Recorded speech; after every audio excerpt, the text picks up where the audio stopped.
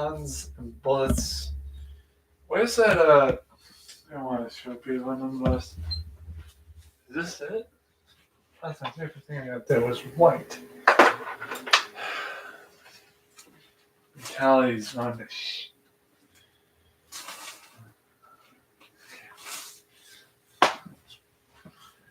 Damn it. Well, alright.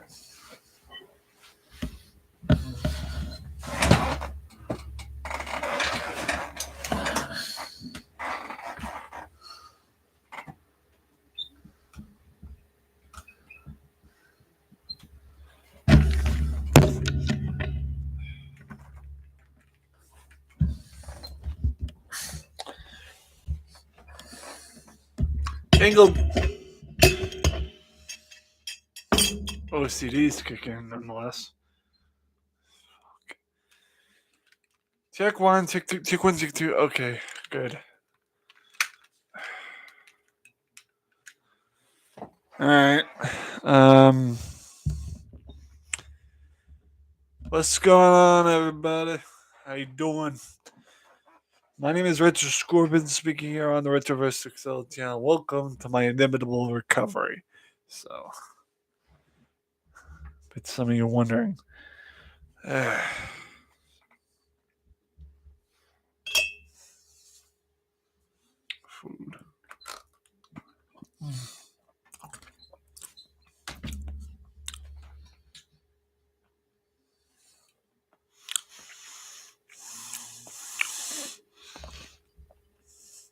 That's an empty bottle. That, on the other hand, is not.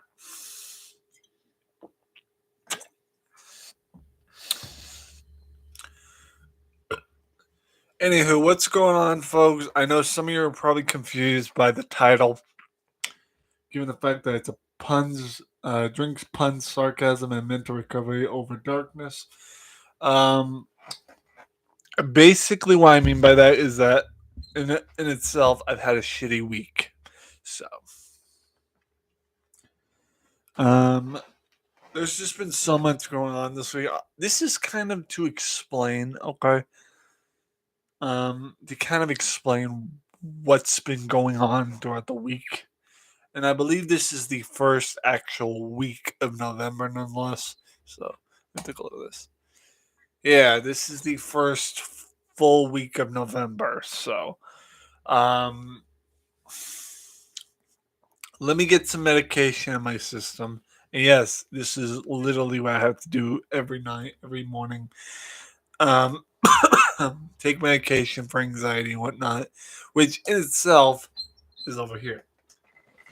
They just refilled my mental medications for my autism, so let's take medication for that.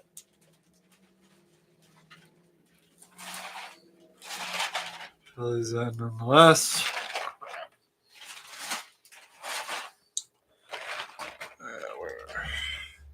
This is unfortunately a need and a must for someone like me with bipolar depression and typically a hell of a lot of OCD and trauma. So, some of you may not know this about me, but I do have bipolar disorder. I do have depression, trauma. So, and it's inevitably in itself, that's how things happen. Let's pour this. So I take medications, guys, to stimulate myself and kind of make sure that I don't have heart trouble nonetheless. Everything. And this week it's been hard because, well, I've been taking my meds and finally the meds ran out as of last night. So typically today was the worst day of it all because I had a lot of prepping planned. I'll tell you about that here in a minute. So.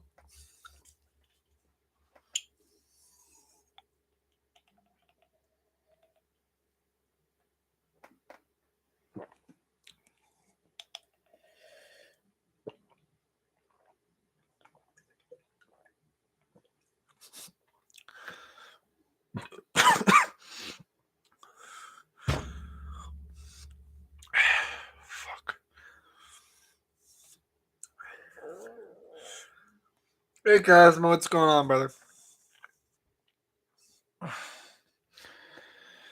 Yeah, I'm okay, buds.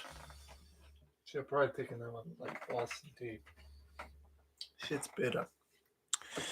I'm okay, Cosmo. I'm okay, buds. Just again, mental recovery over this week. So this week's kind of, as you know, Cosmo. This week's been kind of shit. So because of all the stuff I've been dealing with. So, but I'm about to unveil why November itself is such a hard month for me. Give me a sec to drink a little Boston tea. Where you at?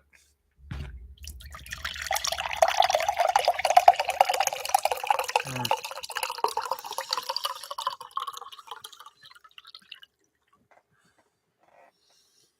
Mhm.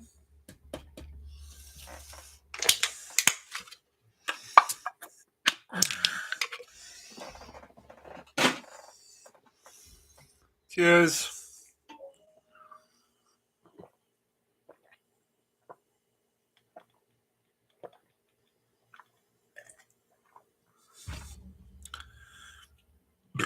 Excuse me. Anywho, God, this meds taste like shit. Um, yeah, Lex, what's going on, brother?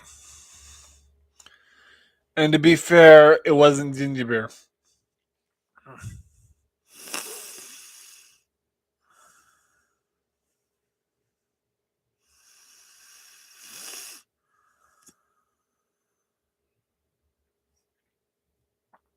Yeah,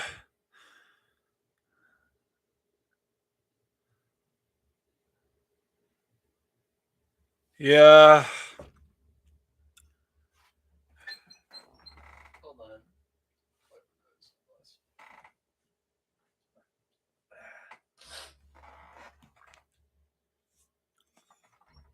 So,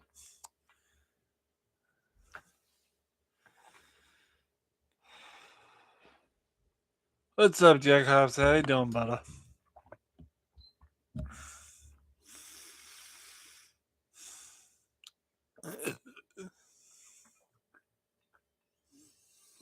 Mm, mm, mm.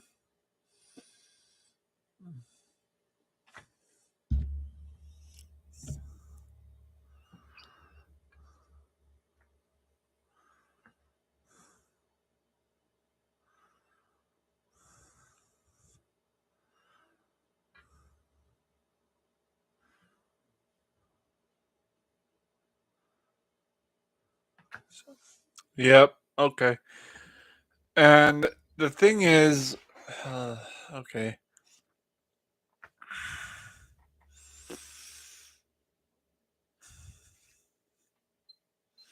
The thing is, this is the month of November, okay? This is not easy for me to admit, or not really. Admit's not the wrong word, not the right word. It's something I don't like unveiling on YouTube. It's a very dark, um, depressing thing to talk about. But in 2016 time, in 2016, on November 12th, 2016,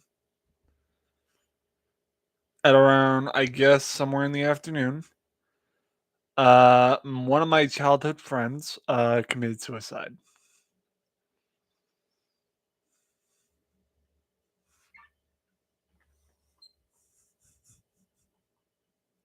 That was back in 2016, and this is horrifically a tough month for me.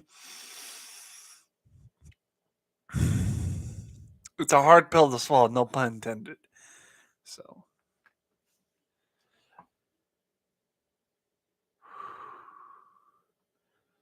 I had found I had found out about my friend's death about a year later, a year after his death, nonetheless. nonetheless. So about a year after, so 2017, the winter of 2017, so basically the month after November, I had found out that my friend had been dead for a year. So why my family did not notify me about it, whatever the reason, they should let me know because it hurts to this day that I didn't get to say nothing on his behalf. So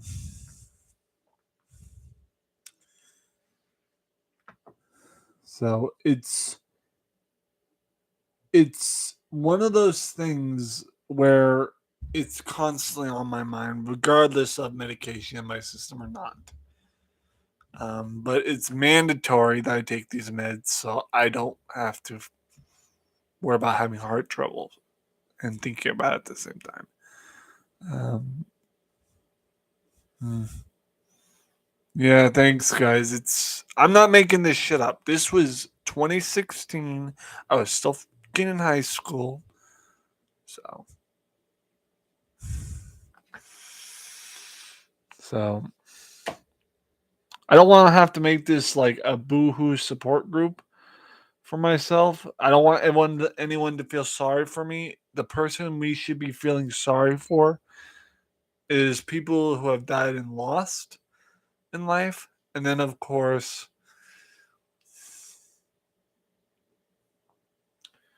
we have to feel sorry for those that are grieving. Yes, but I feel more sorry for my friend who is gone and the flack he had to go through because of what he was going through, and yet his death was in vain. So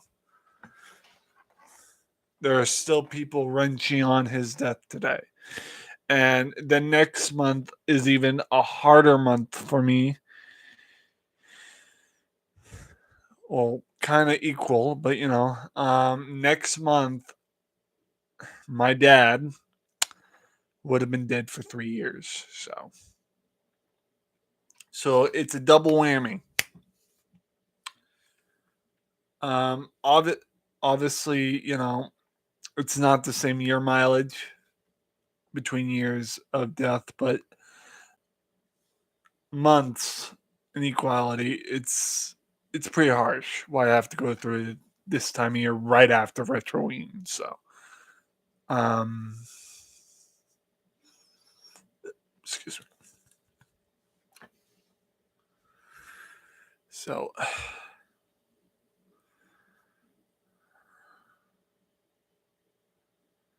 from what I hear, Alzax, I've heard some shit stories about it from someone I once knew that was once a fucking friend of this friend and now is a glorified bitch. So says shit without hesitation. So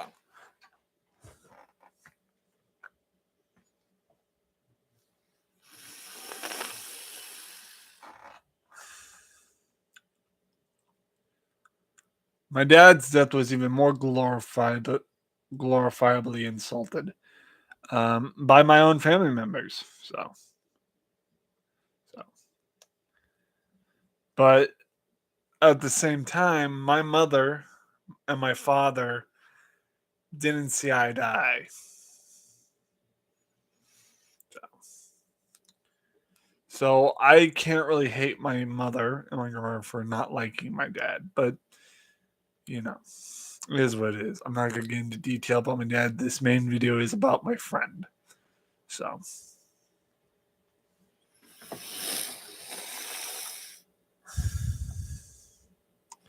but the point is, given the time frame and the fact that this is literally both the months, November and December, both of those months right after Retroine, I have to put up with a lot of grief. And let's backpedal a little bit, okay? Let's backpedal to when I was upset this earlier week with someone about the election. I don't know if this person understood. Well, he obviously didn't because he doesn't know me as well as he thinks he does. Um, so him yelling at me that day really fucked my week up. It fucked my month up. It was terrible. I get spine tingling chills every time I think about it. Nonetheless, um, it's a joke. It's not even a good joke. It's fucking ridiculous. So people like that are just as bad as serial killers and mass murderers. So yeah. Well, yeah, I agree, Alex. Because if a person dies like that from suicide, they're having a lot of issues in their head, and for those people to make fun of it, say, "Oh, he died, so what?" That's yeah, I agree. So, and, and me with my autism, when people say, "Oh, get over it, it was years ago," I don't care. That was my friend, and it still hurts me to this day. I don't give a shite what anyone says. It'll still hurt me to the day I can die, which won't be anytime soon, granted, but it'll still kill me in my heart and soul to the day I die what happened to my friend. Every November, every year of November, every day of November of every year, it's gonna hurt me. So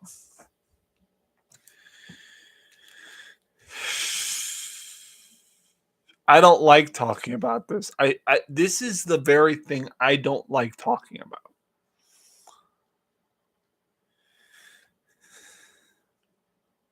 Right now, the meds in my system are fighting back on the anxiety. I can feel it. So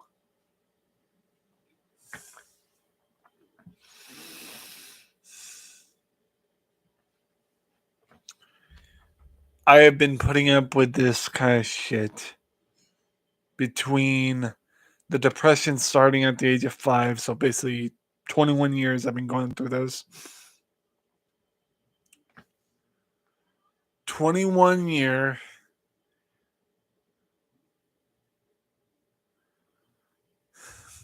21 years of my mental disability regarding depression.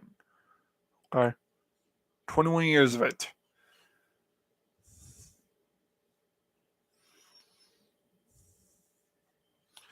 My depression started when I was 5, maybe 6 years old. But we'll just round it down to 5. I was a lot different, okay, from every motherfucking kid my age at the time in Vassaborough Elementary. No one liked me.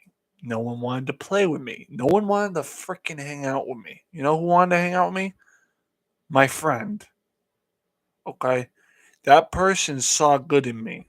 Even at a young age where kids just went, you know? So, um, back then, autism, okay, this is a fact check for you guys, okay? This is history in itself. Back then in the early 2000s, let alone the 90s, autism, the way it is now, was not like it was back then. There was not that much out there known about autism. People didn't know about that shit. If you acted the way I did as a kid and no one knew what that was, okay? No one knew what to think, have a hypothesis, what to have for a theory. No one knew what that was. So they fucking reverted to outcasting you. So, yes, like an outcast. Exactly. So at the age of 5, yes, I was a misfit. I didn't belong with everybody else. I had no clique to go to. I had no friend circle. My friend circle was my mom. So, and Cosmo, I see your comments, buddy. I see your comments. I'm just trying to keep up while trying to hold back tears. I love you, buds. I'm trying to hold back tears as I'm talking about this, so please forgive me. So that's why I'm having trouble holding on to everyone in the chat. I don't like fucking crying on panel.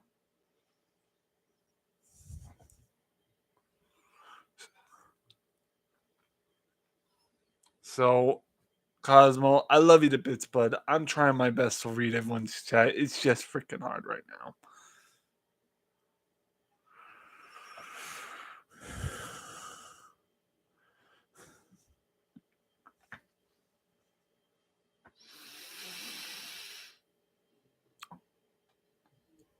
But yes, Cosmo, I appreciate that you would hang out with me if that were the case. But here's the thing: I look to what's reality versus thought and theory. So, and regardless if anyone tells you, "Oh, if I was there back then, I would hang out with you," that's nice, and I really love you, Cosmo. But and yes, I would love to hang out with you too. Just nothing's going to change the past.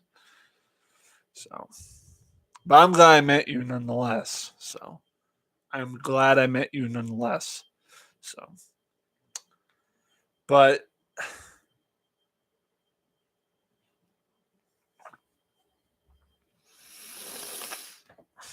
my friend Charlie, that was his name, Charlie Knowles. He was there for me a lot. He saw, he's seen the bullshit. Even back then when we didn't know what bullshit was or directly termed as. Okay.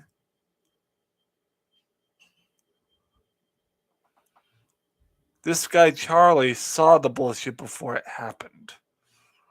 And he could tell the pain, the suffering in my own head that I was going through. Okay. The constant people picking on me because of my disability back then. Okay. I'm glad I met you too. You're one of the best people I met, not just on YouTube, but in my life as well. It is okay to ask. Is it okay to ask what Charlie was like? I'll try not to choke up on that. Charlie was this. God, man. Charlie was a nice specimen of a person. He was something special.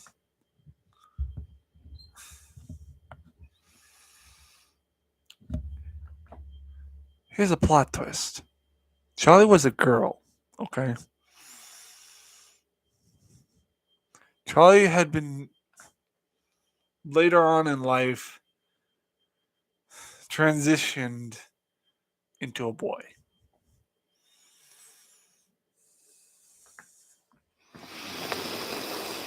And this, okay, was nothing I had against him. I support him either way.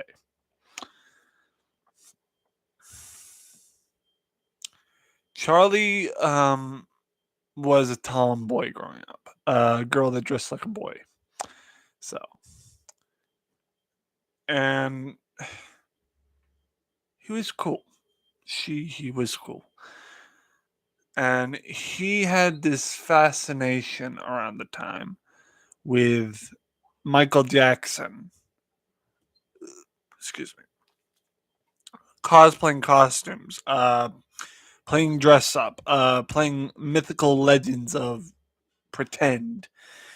And because he was so out there with his imagination, a lot wider than mine, with my autism, which is amazing to itself. But that's one thing, and he had no diagnosis of autism. He had Asperger's, which is kind of autism, but he did not have ADD or ADHD. He just had straight Asperger's. And he just was out there with imagination. He could turn one boring thing into a main event, you know? And yeah, he was cool. He was lit. He was legit. Too legit to quit. And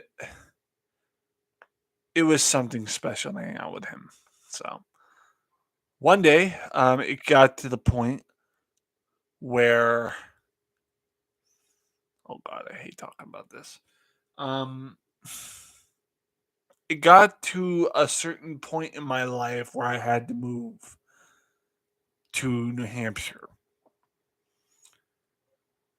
Because at the time where I had met Charlie and where I had hung out with him and lived around his area, it was Vassarboro, Maine. So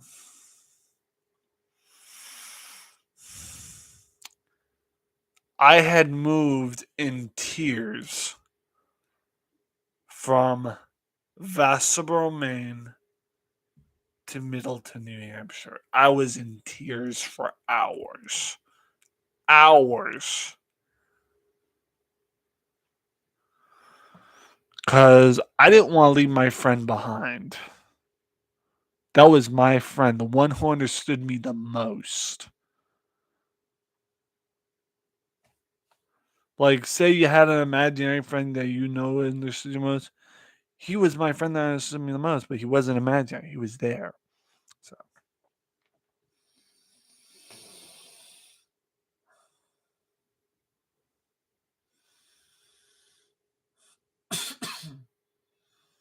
so,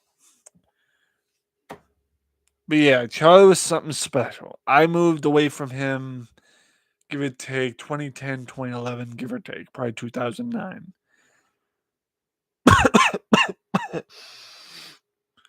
So,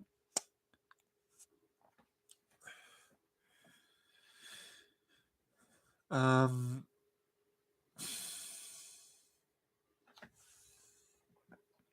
about 2009, 2010, I moved away from him. I only visited him once. I only visited him once, and that was maybe in 2011 summer. It hurt when we had to leave again and leave him behind again. Well, not leave him behind, but it hurt when I had to go back to New Hampshire or come back to New Hampshire and just not see him again. So it it fucking hurt. So fast forwarding to years later, um, 2016, shit goes down with his death. A year later, after 2016, I get a call while I'm incarcerated in Easter Seals, like locked up in an Easter Seals facility for mental rehab. And not because I was on drugs or anything, it was more or less for my own behavior. I was on probation at the time because someone had picked on me and I had potentially beat the crap out of him. So, um, so around that time, I was locked up in a Easter Seals facility on probation. So till the age of 21. Well, at the time, I was at a group home situation called the Bird F. So boys group home situation, and that's when shit struck in November.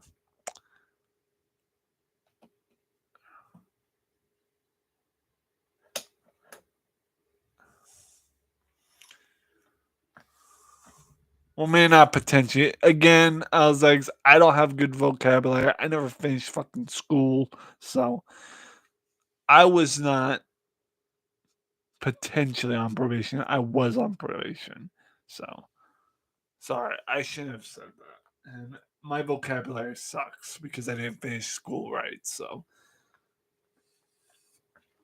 I was on probation from the age of 13 to the age of 21 because at the age of 13, at, at the age of 21, at the age of 13, I beat the shit out of someone my age at the time, and I wailed on him. I beat the crap out of him. I wouldn't stop. So finally, I got a charge as a minor with assault and battery. So I I got charged with assault and battery. So as a minor, so it's okay, retro. Just be yourself.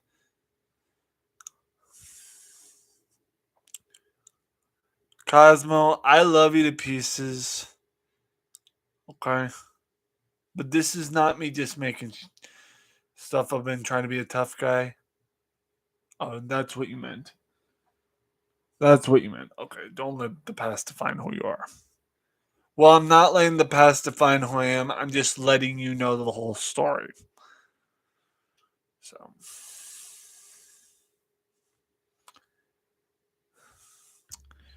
So, 13 years old, 20 probation. Da, da, da, da, da. Fast forwarding back to the bird. I got a call. Okay, I got a call. It was not from my mother. It was not from siblings. It was from my grandmother. Okay. She had dropped a load on me in the course of a dime. So, dropping like a pin. So, she had told me about the whole ordeal, and I said, "When did this happen?" She struggled at first to reveal the true year that it happened, and then when she told me, I broke down in tears. So, yeah, man, forget the past because you can't change it. That's easier said than done. For someone like me who is an empath, who has empathy a lot, and is sensitive, you know, that's easier said than done. So it's either easier said than done. So Alex, with all due respect, I love you to bits, but like I said, that's easier said than done. So same thing with you, Carlo. That's easier said than done. So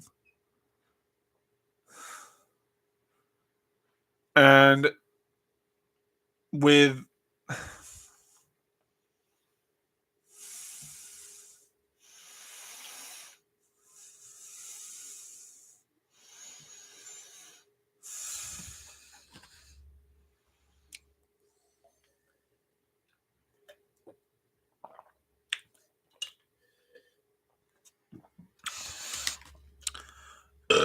excuse me.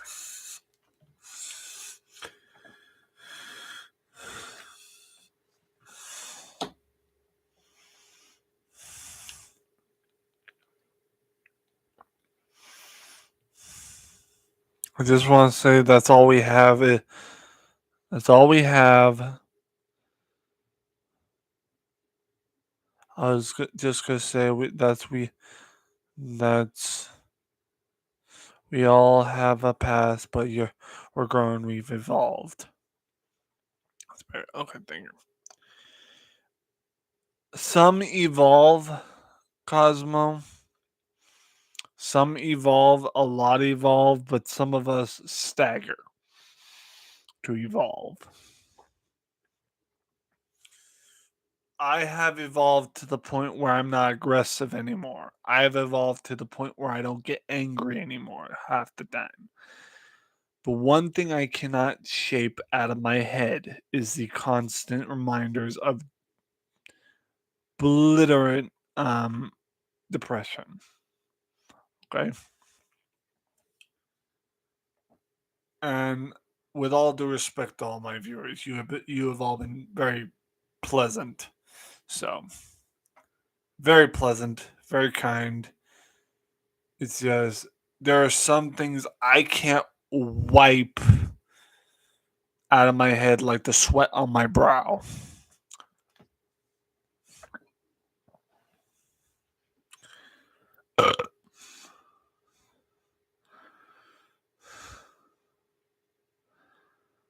And I appreciate that, Cosmo. You do. You make the guys. I will tell you this: you guys have made my life a lot easier. But there are days, okay, there are days, maybe a week, sometimes a month, where I have the toughest, and I don't mean the toughest time of my life, because there's so much bull crap going on in my own off-camera life. So, with without a shroud of doubt, there is stuff that bothers me off stream, off YouTube, off the basis of social media. So, sorry, it's fucking hot in here. Hold on. Oh,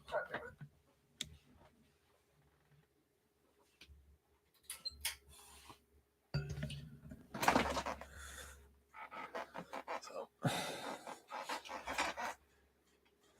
yeah. Sometimes I don't know what to say because I don't want to upset people. Even I have difficulty when it comes to socializing with people.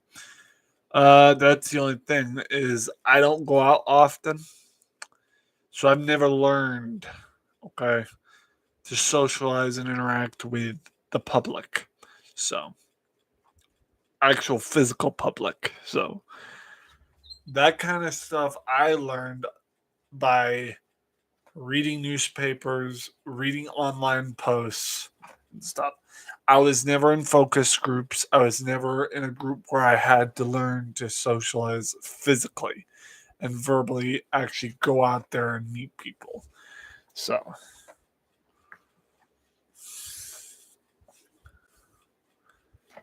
I never had to do that. So I never had the chance to either. So I've been kind of a hermit, staying within walls because this is where I stay. It's yes, it's home. It's a safe place, but in itself, it is a mental prison. So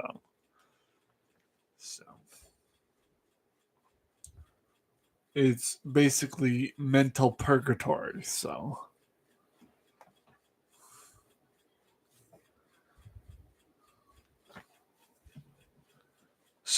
I don't like making these streams. Hey, Blakey, what's going on, brother? So what do you feel when you go visit your mom and your sister? To be honest, I feel at home. I feel comfortable, but at the same time, it's just another day.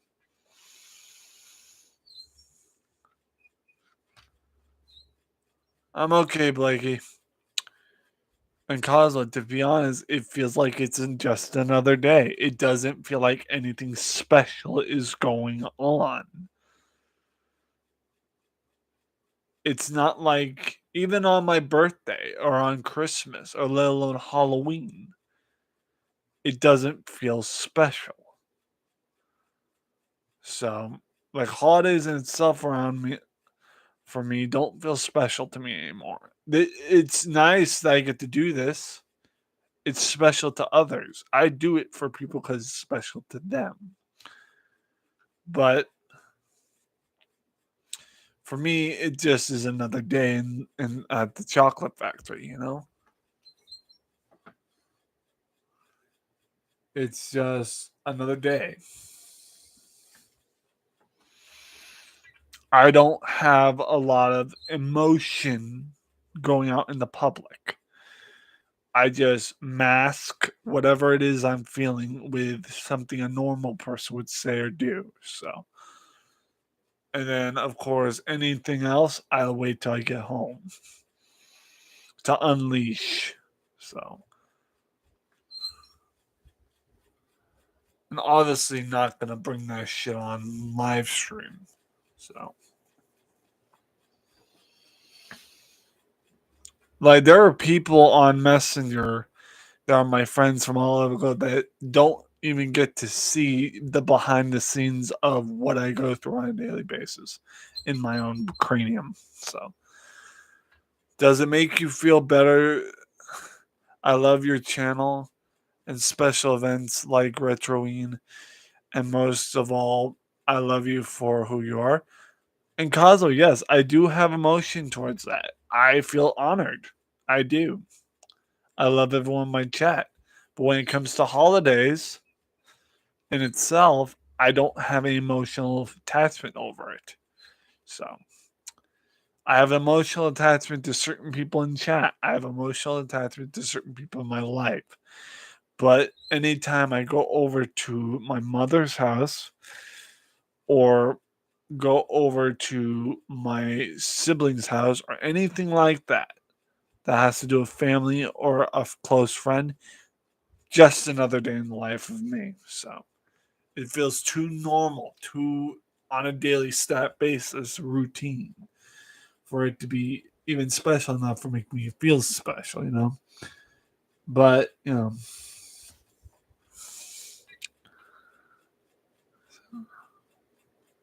I wish I had more friends that cared about me and could help me. Blakey, I feel you there, buddy. I have a lot of friends, I do, but at the same time, I don't have public friends I can count on. So, like people out there. So, I don't have public, physical public friends that I can count on. So,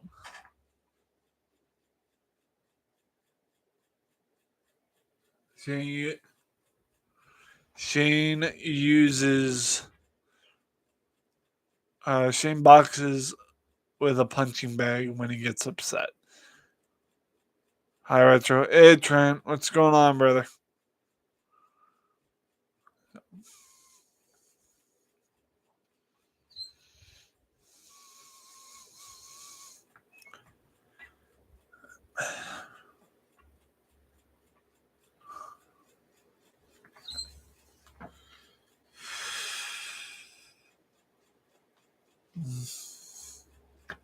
I'm tired.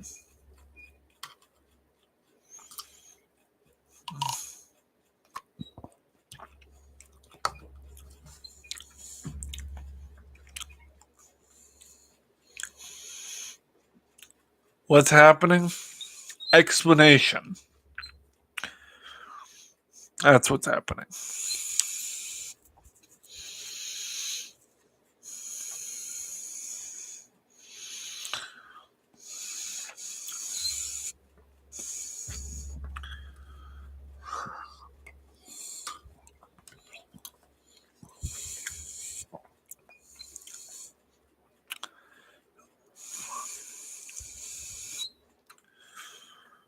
Well, yeah, I know. I was there for part of it. Trent, I was at his stream for part of it, yes. But the reason why I didn't stay is because, one, I had to do his birthday stream regarding the requested game he requested, which turned down to be shit show because I had rage quit because the game wasn't cooperating. And also, I took most of the day off because, again, I'm not in mental condition to be doing this. So, yes, it's true. He was there for me. Yeah, of course. You know, I got you. I've been taking a lot of time off YouTube because, yes, I'm still been streaming today, but I haven't been streaming as much as I normally do because of the mental state I am in. So, And right after this live stream, I'm going right to bed. I need sleep. And I do mean a lot of sleep. So it's not been the best month for our dear retro. Yeah, it's not been the best. I ain't gonna lie to you. I'll be alright, Trent. I just need sleep. I need to recoup. I need tons of sleep, tons of beverages, and a whole lot of headache meds. So, not all at once, so just enough to medicate me and make sure I don't have pounding headache. I need sleep. I need to catch up on sleep. I need to rethink things. Not YouTube, but I need to rethink the past and just, you know,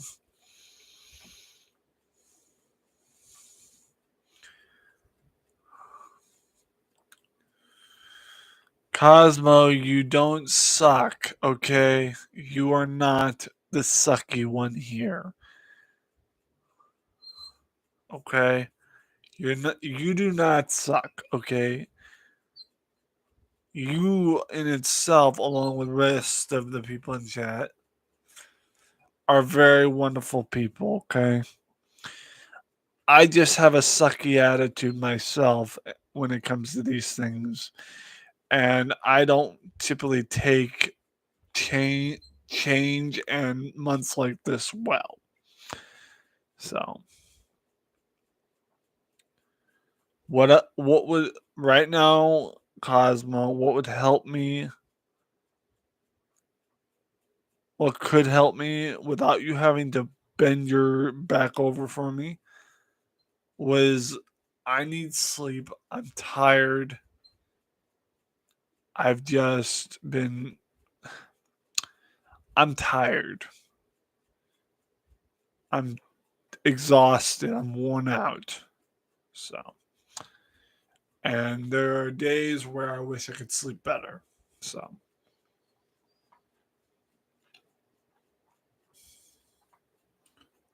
all I can say is that we all have bad days, but just want you to know you're not alone in this. You have all of us that love and support you with whatever you do. Okay. Okay, Blakey. Thanks for letting me know. I'll be going to sleep here soon because I'm tired. I'm exhausted, nonetheless. Um,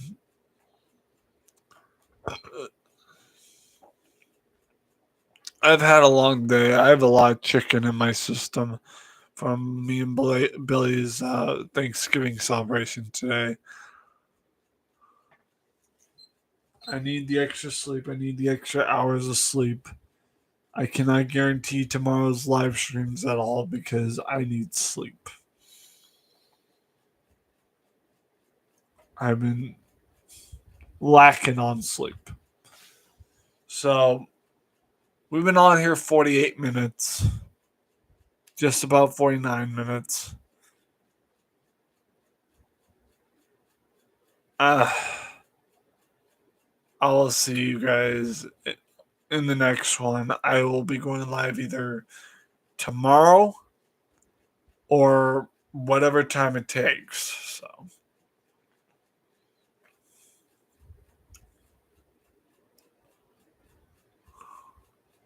if you need to talk to me in private, I'm always on message way. Night Retro. Please take care of yourself, Retro. You can message me too. Alright guys, thanks for the sympathy.